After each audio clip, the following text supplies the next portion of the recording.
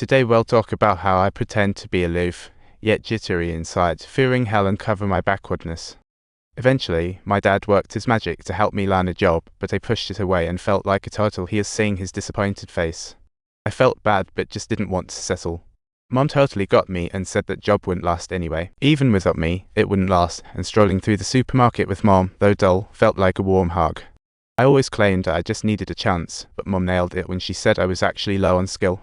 Right there in the supermarket, I ran into an old classmate and felt so insecure I wanted to find a hole to crawl into. Seriously, I even squatted down. Once he left, I scoffed. My mum insists on trying out the massage chair every single time we visit the supermarket. It's really annoying.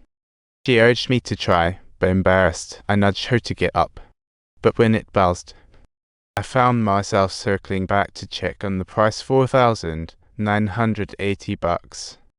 That price felt as far away as the stars for me, so I just noted it down secretly on the way home. Out of the blue, Feng Lila invited me out. I was all giddy, expecting a romantic date, but it was at a street-side noodle shop. She ate calmly while I was almost in tears from the spice, realizing it was our old high school haunt when she reminded me. She mentioned that back in the day, everyone called me Little Green Onion, not the sad kind, but the fresh kind, because I used to help Mom cook, and let's just say my hair got a little too fragrant. You've got it wrong, it's actually the sad kind. Seriously, I'm talking about the little green onion, and you didn't even know so sad. Hand over those pictures. This revelation shattered my 30+ years of self-image. It was too hard to grasp. All those proud moments I cherished were just elaborate illusions I cooked up as a kid. The talents I thought I had were really just my mom's behind-the-scenes fireworks show. Fang Lila said she wanted to make a documentary about folks moving back to their hometown. She wanted me as the star.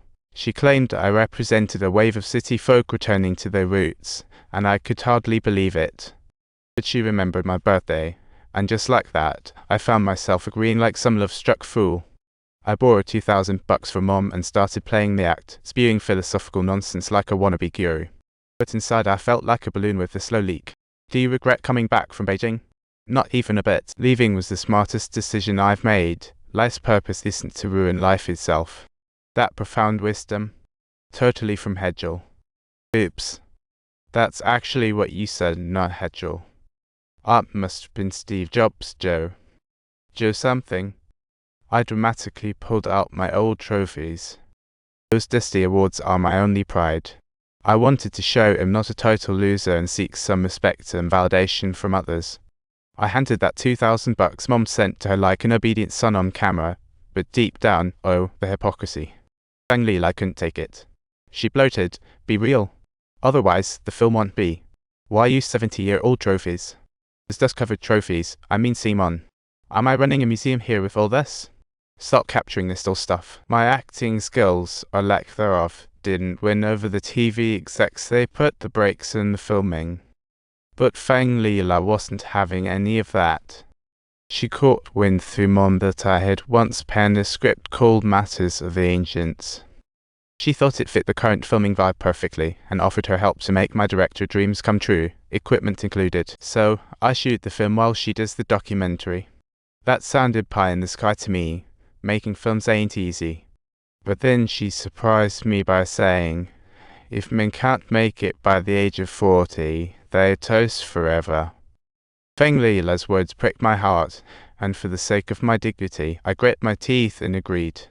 But then came the budget issue. I took our family heirloom to get appraised, and they said, "Sorry buddy, that's just a shiny new trinket."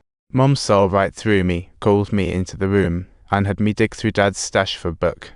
Inside was Dad's secret stash of savings he'd been hoarding all these years. "Now you can afford it," she said, and my heart flooded with warmth. Turns out she'd been playing tough on the outside, but supporting me all along. Unfortunately, the casting issue arose in addition to the budget concerns. The actor we'd talked to was busy with a hot movie, and the actress I had in mind got swooped up too. I gazed at the photos on the wall and suddenly remembered Mom always raving about the theatre director, Lai Yuan. Mom said she had that de facto, so with a glimmer of hope, I gave her a call. In my shock, she agreed right away. I was both thrilled and nervous.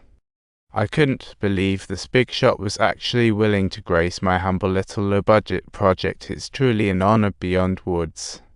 To cut costs, I proposed casting Mom as the lead, fulfilling her little dream, but Dad's face went dark. He didn't say a word. I thought he was just protecting Mom, but later realized he was fuming inside. Turns out, Mom had some old flame with a band member that had been a thorn in his side for decades. And subsequently, we kicked off the filming process. If you like this journey, subscribe to my channel.